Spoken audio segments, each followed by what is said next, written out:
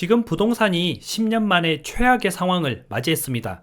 2달 동안에 무려 800개가 넘는 건설사가 폐업을 했는데요. 안녕하세요. 재테크 읽어주는 파일럿입니다.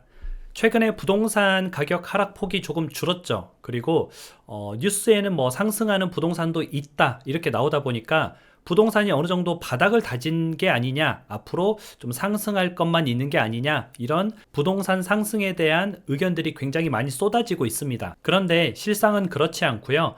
지금 굉장히 최악의 상황에 처해 있습니다. 그럼 어떤 최악의 상황에 처해 있는지 오늘 내용을 같이 공부해 보시면 조금 이해가 되실 겁니다.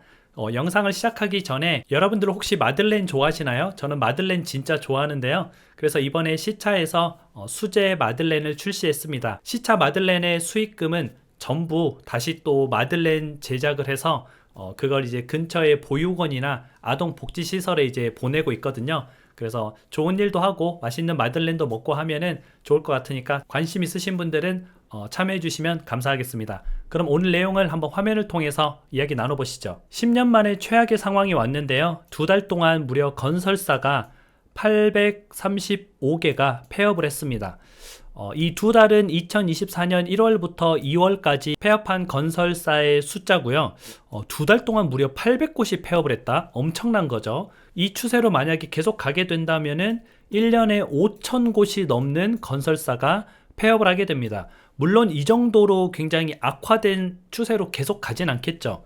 근데 그만큼 지금 건설사가 엄청나게 폐업을 하고 있다. 그리고 당좌 거래가 정지돼서 부도 처리된 건설사도 무려 6곳에 달합니다.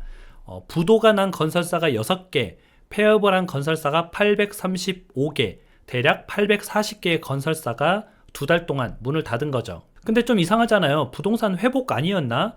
어디는 상승돼서 거래가 됐다. 지금 그리고 거래량도 좀 살아났다. 이런 뉴스들이 나오면서 부동산이 조금 회복을 한 게 아니었나? 그렇게 생각이 드실 수도 있는데 실제 현장에 나가보면은 완전히 다른 상황이라는 거죠. 지금 현장은 아비규환입니다. 현장에서는 지금 망해가는 건설사들이 있는데 우리가 보는 언론에서는 지금 상승돼서 부동산이 거래되고 있다. 이렇게 나오고 있는 거죠. 게다가 이제 허그 아시죠? 분양 보증을 서주는 것이죠.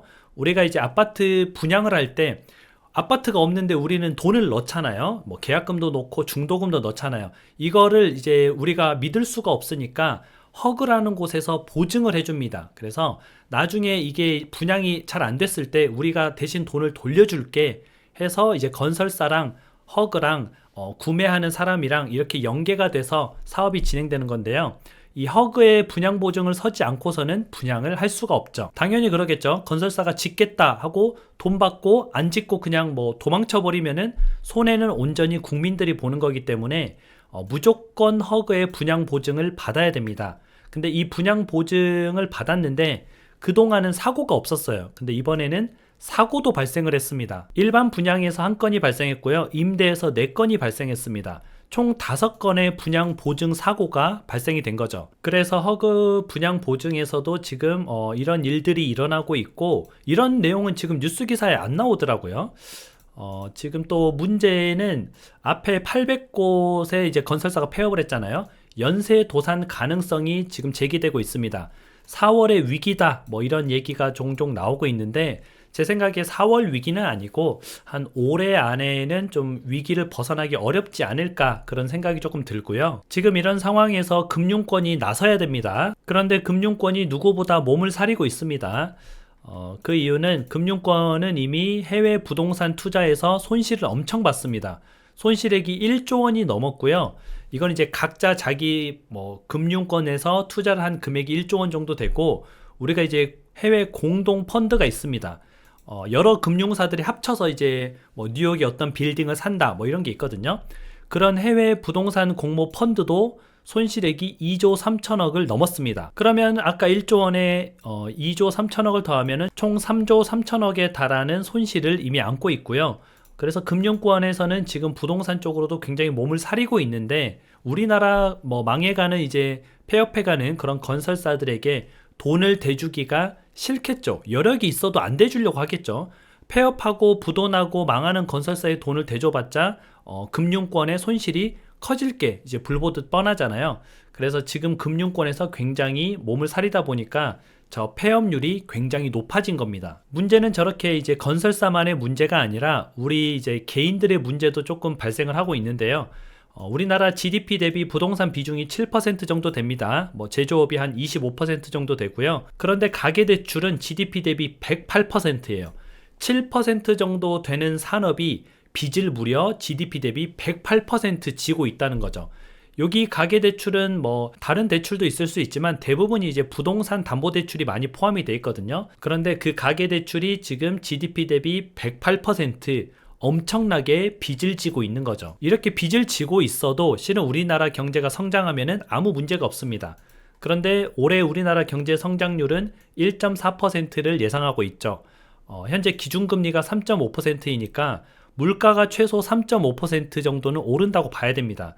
그럼 물가는 3.5% 오르는데 우리나라의 경제 성장률은 1.4%니까 성장률이 물가를 못 따라가는 거죠. 한마디로 지금 역성장이나 다름이 없습니다.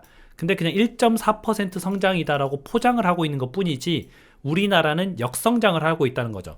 나는 돈을 못 버는데 물가는 올라가면은 상대적으로 내가 뒤처진다는 뜻입니다. 우리나라가 이렇게 성장을 못하다 보면은 각 개개인들도 성장을 못할 거고요. 경제 성장률이 이렇게 낮다 보니까 경제 성장률보다 뭐가 빠르게 늘어나요? 빚이 빠르게 늘어납니다.